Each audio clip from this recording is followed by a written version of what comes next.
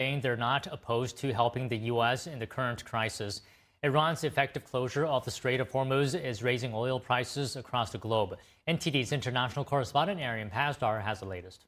We are willing to also invest in our relationship in the transatlantic partnership. The foreign policy chief of the European Union saying the bloc is open to strengthening ties with the US. This after President Trump called on NATO allies to assist with operations in the Middle East. Some European leaders now saying they're willing to help, while adding that they need more information.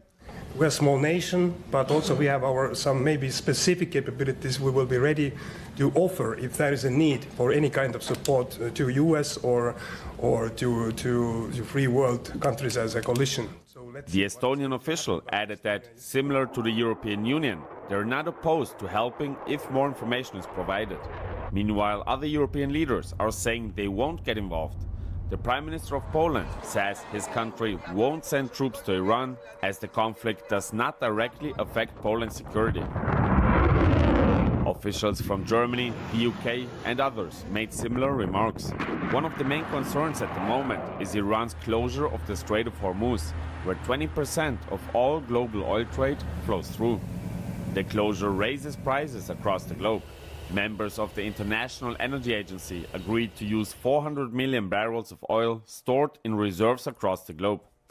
This is an important measure because it seeks to cushion market tensions in the face of this temporary situation. The European Union's foreign policy chief suggested a deal similar to the one reached in the Black Sea in Ukraine, where fighting was ongoing, but international forces managed to reach a pact, allowing global trade to continue. Arian Pasdar, NTD News. President Trump says most NATO countries have rejected his calls to join U.S. operations against Iran. The president took to Truth Social to criticize the alliance's reluctance. President Trump posting, quote, "I am not surprised by their action. However, because I always considered NATO, where we spend hundreds of billions of dollars per year protecting these same countries, to be a one-way street." The president continued, quote, "We will protect them, but they will do nothing for us, in particular in a time of need."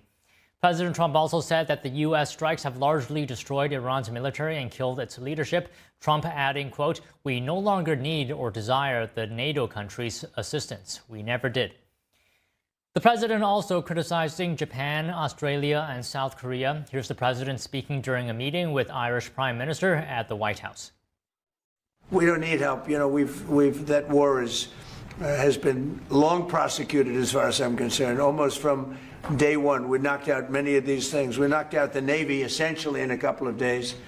But I was surprised to see that NATO, while they agreed that it was a very important thing to do, they agree fully. Nobody said, oh, you shouldn't do it.